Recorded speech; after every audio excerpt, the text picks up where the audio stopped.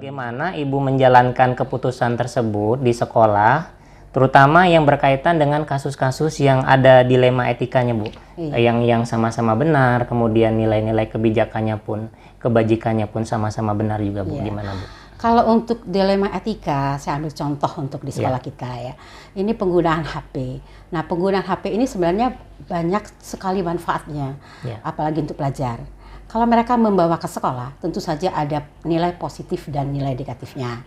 Nah, untuk itu kita punya kebijaksanaan. Kenapa kita tidak mengharapkan anak itu untuk membawa HP? Karena ternyata ada juga sisi negatifnya. Iya.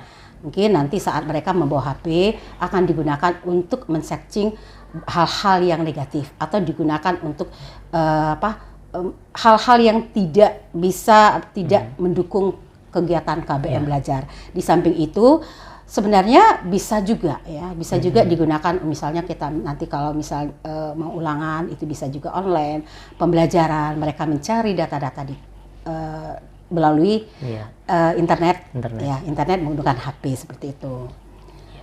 Baik, jadi dari kasus yang Ibu sampaikan tadi mengenai HP tadi memang terkadang dihadapkan pada dilema etika, Bu ya. Di satu sisi itu benar, tapi di sisi lain juga benar juga.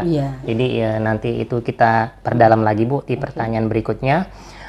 Kira-kira, Bu, langkah-langkah atau prosedur seperti apa yang biasa Ibu lakukan selama ini?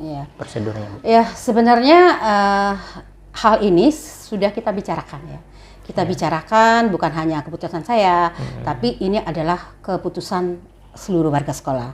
Langkah pertama tentu saja kita akan melibatkan unsur pertama guru, wakil kepala sekolah, guru, kemudian staf TU, komite, dan perwakilan sekolah, perwakilan orang tua murid seperti itu. Kita juga menerapkan aturan atau sanksi apa saja yang akan mereka dapatkan apabila masih membawa HP ke sekolah. Nanti kita masukkan ke dalam aturan-aturan yang telah kita bicarakan di rapat.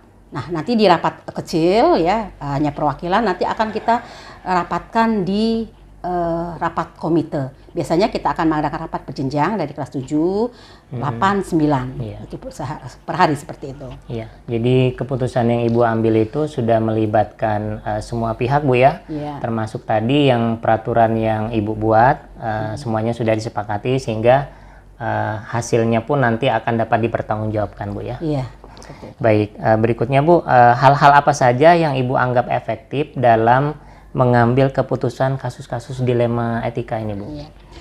Sebenarnya sudah saya katakan tadi, hal efektif itu tadi kita harus berkolaborasi, kita harus kerjasama, bukan hanya dalam, kemudian bisa juga kita melibatkan pihak luar, misalnya untuk sosialisasi, ya, bagaimana penggunaan HP yang benar, kemudian juga bisa kita libatkan juga Dinas Pendidikan, pengawas dulu baru Dinas Pendidikan. Kita akan informasikan apabila aturan ini sudah kita laksanakan dengan sanksinya, kita akan membicarakan bagaimana baik dan buruknya.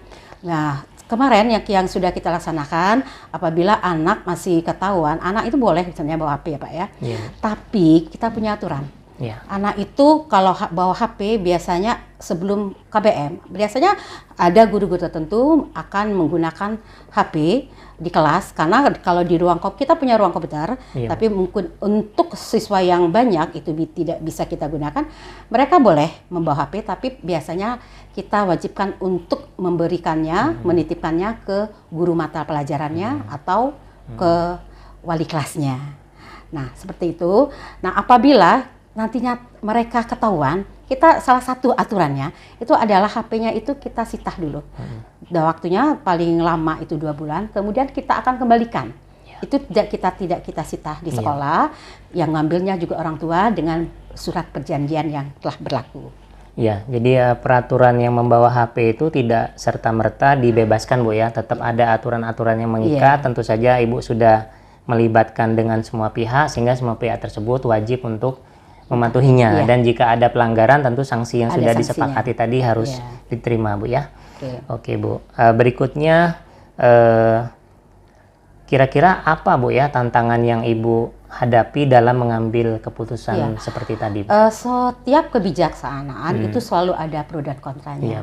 Ada pihak-pihak yang tidak setuju, ada pihak-pihak yang setuju. Terutama pihak-pihak yang tidak setuju orang tua. Karena biasanya mereka gunakan HP untuk keperluan menghubungi anaknya. Misalnya mereka pulang dan pergi dijemput ya orang tuanya. Tapi langkah kita itu kita kasihlah pemahaman, atau untuk lebih mudahnya, setiap guru, setiap wali kelas itu punya nomor HP orang tua. Sehingga apabila orang tua menghubungi langsung ke HP, misalnya anaknya sakit ataupun apapun, mereka akan menghubungi wali kelasnya. Seperti itu langkahnya. Ya, jadi kalau urusan penjemputan tadi bisa dikoordinasikan dengan membuat grup paguyuban. Paguyuban kelas. Ya, jadi gurunya itu setiap wali kelas itu punya semua nomor HP orang tuanya. Itu untuk ini tadi Pak ya.